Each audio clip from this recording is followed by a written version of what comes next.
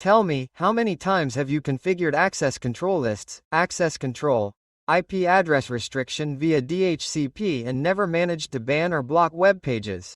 This is really a highly requested topic. People want to know a lot about how this is done, because if you do it through an IP address, you are practically blocking all the traffic that a device or computer normally generates. Many people limit themselves to allowing their computers to access only the local network, precisely because they are unable to achieve an acceptable result to block certain types of pages that they do not want employees, users, or clients to access, since these pages consume a lot of bandwidth. Well, today I bring you a perfect solution, and that is configuring a proxy server, and we are going to install it in a very simple way in our firewall pfSense. Okay, to achieve everything proposed, the first thing we're going to do is create an authority certificate. In that case, we're going to do it here in System and go to Certificates. Here, what we're going to do is add a new certificate. So, I'm going to put, for example, BGUS Cook. Okay, here we'll leave it as an internal certificate. We'll leave these options as they are, RCA 2048. Okay, we'll leave this as it is. I'm going to copy the name here, and here in common name I'm going to put it as I had done here in the description, as I had put it in the description. We're going to enter the city here, which in my case would be here, the country, B, and here it's Distrito Capital, Caracas, network. Perfect. Here you have to put the city code that corresponds to your country, obviously here, the state, province, city, and well, in organization you can put, well, whatever you want, in this case the name of the organization. Let's click here on Save, and we're going to create our certificate. Here our CA certificate is already created. Quick, very good. Now what we're going to do is download SQ. To do this, we're simply going to go here to System and Packet Manager, Valid Packages, and here we're going to put SquareUp. Let's search. Okay, we're going to install SquareUp 0.4.46. Let's click here on Confirm. Let's wait for the installation to complete. Very good, the installation has finished here. You see that it says Successful Installation. Now let's install another package. Let's put scook here. We search, and now we're going to install IL SquareUp. Okay, let's wait for the installation to complete. Very good. Finally, we're going to install the last package, which would be this SquareUp or Guardian SquareUp. Confirm. Okay, the package is installed here. Now, let's go here. Status. Services. Let's check. Yes, all the services. You can see that SquareUp is already turned off. The service is also turned off. SquareUp Guardian is also turned off. And well, SquareUp Lite is also here. Okay, let's go to the Services tab here, and in Services you can see that we already have SquareUp Proxy Server, SquareUp Reverse Proxy, and SquareUp Guardian Proxy Filler. Okay, what we're going to do is mainly configure the SquareUp Proxy Server, which is where we're going to make all the necessary settings. First, we're going to configure a local cache. In this case, it's not necessary to achieve the goal we're going to achieve, but it really is a good practice. Okay, very good. We start this first part here. GL FUTA, we're going to leave it like this. I'm also leaving this as it is with those default values. Here, we're also leaving this as it is by default. Yeah. This is the size of the disk that we are going to use. In this case, I am only going to put 1 GB of disk. I am going to put 1024. I am not going to put that much disk. In this case, you can put as many gigs as you want. In fact, if you are going to put this in production, you need to have a few gigs of hard disk. Here I am going to put this a UFS. We are going to enable that system cache of the hard disk. Okay, we will leave this as is. Here it is indicating to us which is the directory of the cache directory. In this case, if we are going to connect via SSSH, we can go to this directory /sck cache, and obviously that is where we are going to be able to execute through the console the visualizations of what is being managed in the cache memory. At that moment, I am going to leave it as is. These options are 0, minimum and maximum, 0 and 4. Here, regarding cache memory, configuration, and size, I'm going to leave it at 64 by default, and here at 256. And I'll leave this parameter here as it is by default. Okay, if you want, you can increase it here, as it indicates, the minimum is 1 MB and the maximum is 64 MB. In this case, it's like, the default option is 64 MB. If you have enough RAM on your server, you can increase this amount here. Here, we're going to enable dynamic content caching. We select this and simply save. As I told you, this configuration of the local cache is not really something essential that is required for what we're going to do today. However, I'm doing it as a good practice. Now, let's configure what has to do with the General tab. I'm not going to touch on the rest. Okay, let's configure the General tab.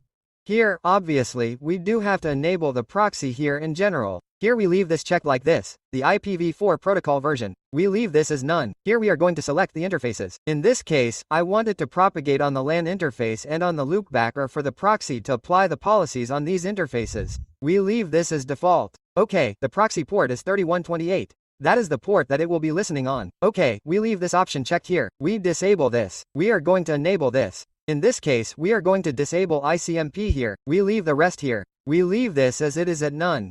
Okay, now we come to the transparent proxy section. This is where one of the mistakes that many people make is thinking that we have enabled this proxy, and obviously they go through the whole process of checking if the proxy is working or not. It really is not working for them. Why? Because this proxy that we are enabling here is the proxy that works on port 80 of the hypertext protocol.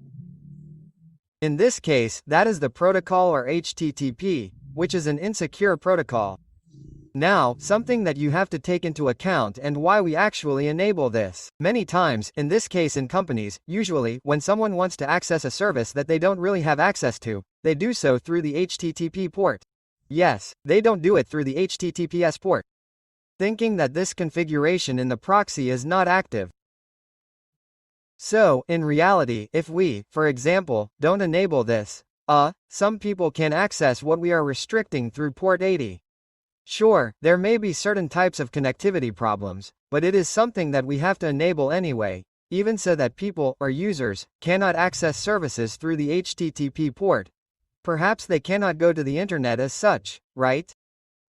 Because in this case, HTTPS is required. But really, for the services that we have within the company or within the organization, it is really vital to enable this option. Okay, so we configure the transparent proxy for port 80. Here we select it, we leave the LAN interface selected, which is where we want to apply it. We leave this as is, we are not going to modify anything. And this is where the correct option comes in, which is the one that people do not select as such when they are going to configure the proxy here with Square. This is simply HTTPS. This is the one we have to enable because this is HTTPS. Here we are simply going to choose the SPLY option. Here we are going to select the LAN interface. In this case, the SSL proxy port, 3129. Here we are going to leave it here in model. Here in memory in this case are the default size 2048. We leave it like this. Here we are going to select the authority certificate that we had created at the beginning. Here it is. Look, it is SQK. We are going to select it. Here the number of SSL requests that are going to be made. In this case I am going to put 10. You can enter the number of SSL requests that are going to be generated here. Let me translate this part here so you can see it a little better. See, it says, this is the number of SSL certificates that are going to be initiated. It may be necessary to increase this in a busy environment. Obviously, if you are in a company with a large number of devices or hosts, this can really increase it.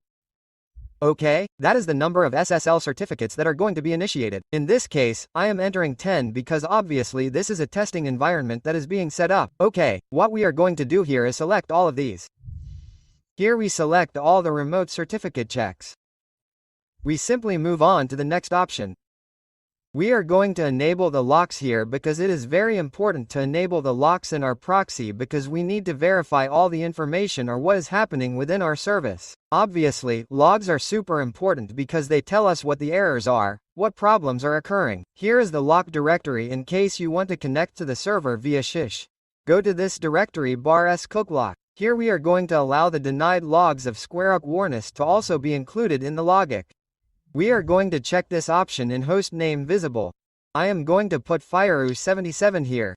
Well, here you can put your email. In this case, I do not have an email server. I am also going to leave the language as default. And here we check the option to suppress the SquareUp version. Very good, we are going to save the configuration, and with this we should be almost ready with everything. Remember that we are in the General tab. Very good, now we have configured the local cache, which I repeat, is not essential for the configuration that we are going to do today. Here we have the General tab. Let's go to the virtual machine I have here, Windows 7, and I'm going to start it. First, let's test if we have access to a certain type of domain on the internet, in this case social networks and all that. Let's go to facebook.com here, for example. Okay, it said yes, now it has access to this page. Very good, it accessed YouTube normally. Now what we're going to do to avoid all this is that we're going to go to the access control list here, and here we're going to start adding our blacklist. In this case, I'm going to put .youtube. Let's put .facebook. And here we can put .for. Obviously, here we can add a very broad list. If you want, you can add as many as you want. Here, what we're simply going to do is this. We're going to go to the last option here. We're going to save to perform the entire check. Very good. Let's go to General. When we make any configuration in a tab other than the General one, we go to the General tab and we're going to save. Okay, so that the changes are applied, we're going to go here to the end of General and we're going to save this. Normally it's recommended. Very good. Let's try it now. Let's try to enter youtube.com.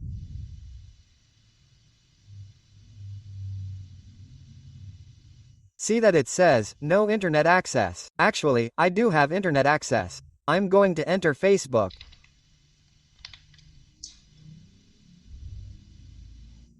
See that they've denied me access to the Facebook page. And well, any page that has the magic word, see that it automatically denies access.